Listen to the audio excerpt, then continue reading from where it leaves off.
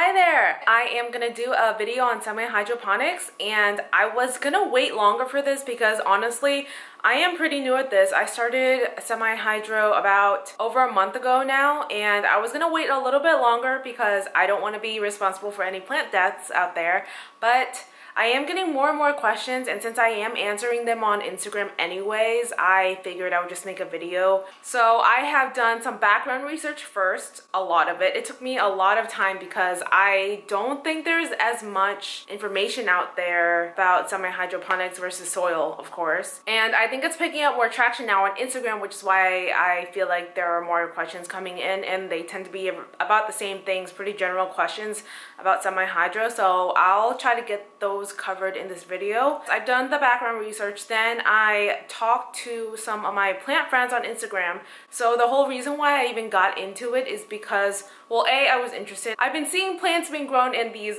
Cocoa Puffs,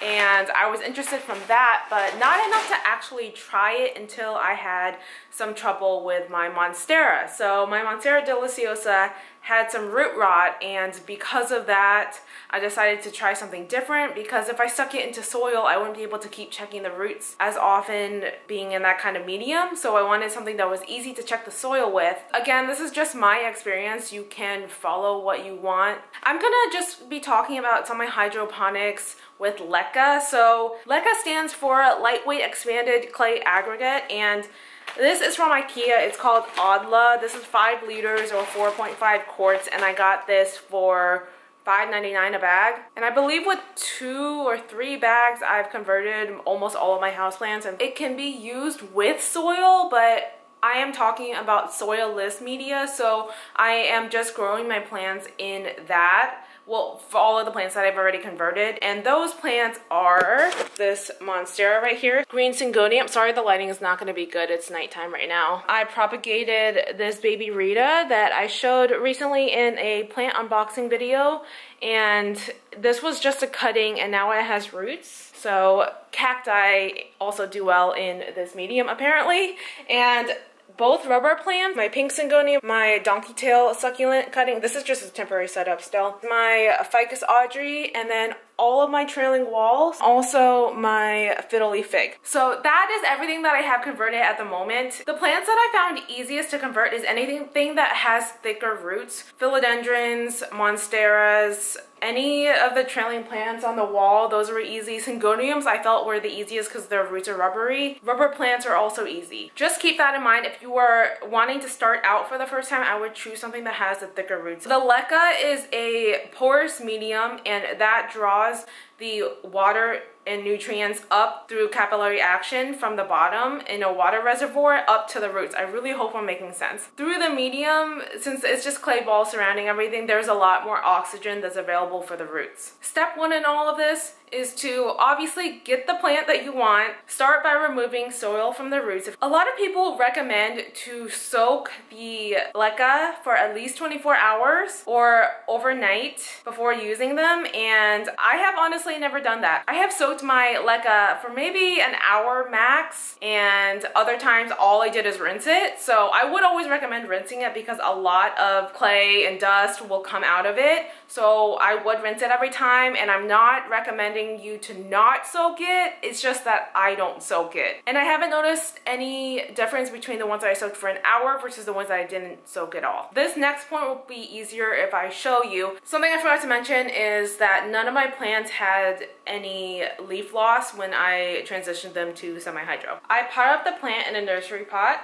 So here is the nursery pot, and I believe this is like more for orchids, and it's the only nursery pot that I have like this, but the rest of them are normal. So I've been using any regular nursery pot as long as it has drainage holes in it, and I pot up the plant like normal, just as you would with soil. So putting the balls at the bottom first, putting the plant in, and then putting more Leca around it. You would just shake as you go so the balls kind of fall into place. This is a pot that does not have any drainage holes at the bottom, so this is just a cachet pot that is my water reservoir. So what I do is I pour the water through the top and then I hold it over like this. I pour the water through the top, let the water go into the bottom of the pot, and I have a few inches of water in the bottom. It's like 1/3 of the size of the nursery pot that's inside. I'm going by the nursery pot, but it's a few inches in here. I basically just keep the water level around that, and then when the water level goes down, I just top it off. So pour more water through the top, and that's gonna range depending on your light conditions, your home environment, wherever you're growing it, just as it would vary if you were growing it in soil. Because if I water every 7 days, you wouldn't be watering every 7 days. Whenever you notice that the water level is going down, that's when you can go ahead and top it off.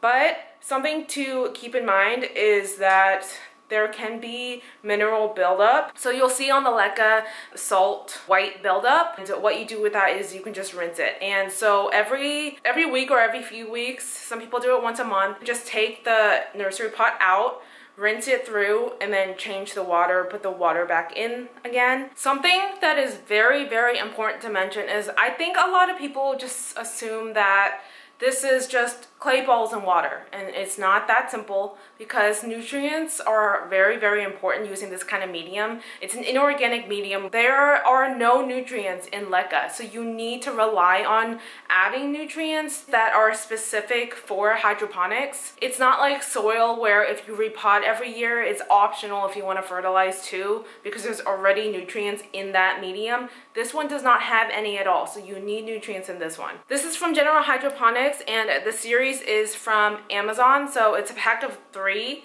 I'm just holding one of them, and I use all 3, but I'm going to talk about specifics in a different video because then this one will go on for way too long, and my camera's overheating anyways. Something else that I'm measuring right now that I wasn't measuring before when I was using soil is pH. So I've been measuring my water pH, and I have a pH testing kit also by General Hydroponics, so I will talk about that in a separate video. But I learned that it's ideal to keep the pH around 6 for most houseplants to be happy. That's all I'm going to say about pH and nutrients for now. Also, a regular fertilizer that you would use for soil won't necessarily work for semi-hydroponics because that kind of fertilizer is assuming that you have micronutrients that are already in your soil. Since Leca doesn't have any nutrients to begin with, that kind of fertilizer probably will not be effective for this. Something else that I use that is optional, I use this. It's Super Thrive, and it claims to help with transfer shock, and I used it with all of my plants, and none of them have lost a leaf, so I'm thinking it might work. I don't know. I do use it when I am transferring the plant from soil to hydroponics. To end off this video, I'll talk about the pros and cons that I noticed with semi-hydroponics. Well, my experience with it. I would definitely say if you're trying to save a plant from root rot, I would go with semi-hydroponics because you are able to easily check on your plant's roots. With soil, if you have the plant with root rot already and you have soil to deal with, you're not gonna be able to just pull the plant out. That was a huge benefit that I saw with semi-hydroponics because I am able to check on my roots whenever I feel like it, and I like not having to deal with soil because it's not as messy. If you don't have a problem with root rot, then you can still see the progress of your plants growing through the roots. So the new roots will be white. It's just something else that's exciting to see because you see that your plant's making progress. Another benefit is that the risk of pests can go down. Spider mites, they like environments that are really dry, so with this having water in a reservoir and pretty much just staying moist, your risk of spider mites really goes down, unless of course you have other plants that have soil or the plant already had spider mites to begin with. Leca, the clay balls are actually reusable, so if you sterilize it, you can use it again for another plant. A lot of people who have prayer plants are successful growing it in semi-hydro because